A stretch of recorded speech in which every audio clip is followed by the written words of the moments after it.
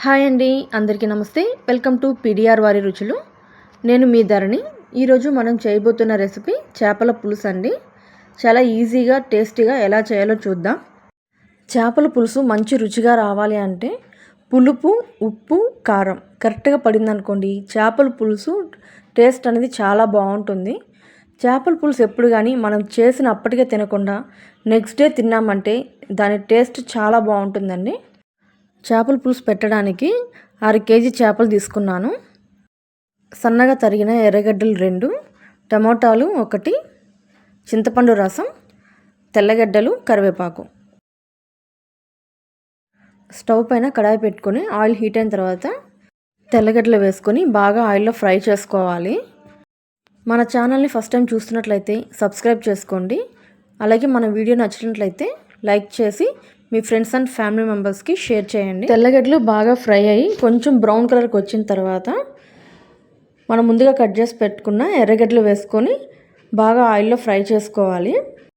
ఎర్రగడ్డలు కొంచెం మెత్తగా రావాలండి, అప్పుడే మనకు చేపల పులుసు అనేది చాలా టేస్టీగా ఉంటుంది. మనం ఒక 2-3 నిమిషాల వరకు ఆయిల్లో బాగా ఫ్రై చేస్తూ ఉండాలి ఆనియన్స్ని. ఇప్పుడు కొద్దిగా కరివేపాకు వేసుకోవాలి. కరివేపాకు వేసుకొని బాగా ఫ్రై చేసుకోవాలండి. ఎర్రగడ్డలు మనము ఆయిల్లో ఇలా కలుపుతూ ఉండాలండి, లేకపోతే మనం అలానే వదిలేసామనుకోండి ఎర్రగడ్డలు అనేది బాగా వాడిపోతుంది, అప్పుడు మనకు టేస్ట్ అనేది బాగుండదు.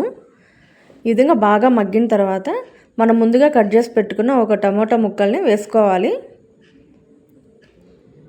ఈ టమోటాలు ఎర్రగడ్డలు కూడా బాగా ఆయిల్లో మగ్గాలండి, అప్పుడే మనకు టేస్ట్ అనేది చాలా బాగుంటుంది.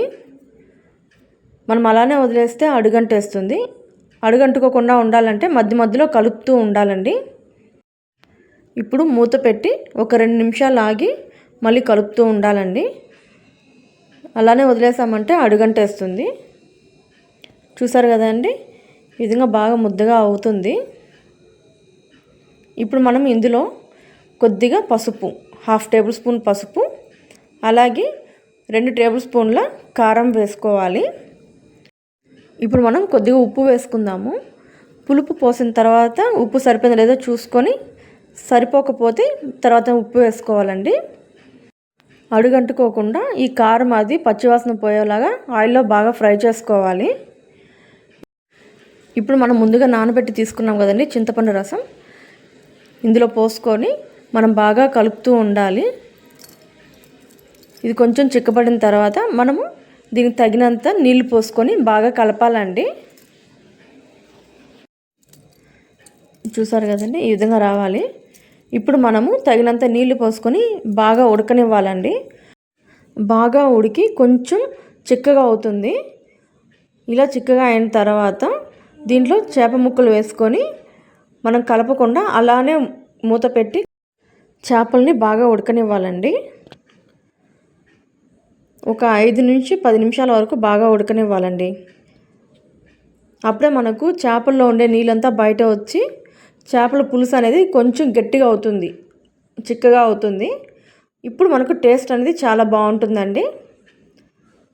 మీకు కుదిరితే దీంట్లో మామిడికాయలు ఉంటే మామిడికాయ ముక్కలు కూడా వేసుకోవచ్చు, లేదంటే మనం అలాగే కూడా చేసుకోవచ్చు అండి. అంతే అండి, చేపల పులుసు రెడీ అయిపోయింది. మీరు ఒకసారి మీ ఇంట్లో ట్రై చేసి టేస్ట్ ఎలా ఉందనేది కమెంట్ చేయండి. మన ఛానల్ని ఇంకా సబ్స్క్రైబ్ చేసుకోకపోతే సబ్స్క్రైబ్ చేసుకొని మీ ఫ్రెండ్స్ అండ్ ఫ్యామిలీ మెంబర్స్కి మన వీడియోని షేర్ చేయండి. Thank you.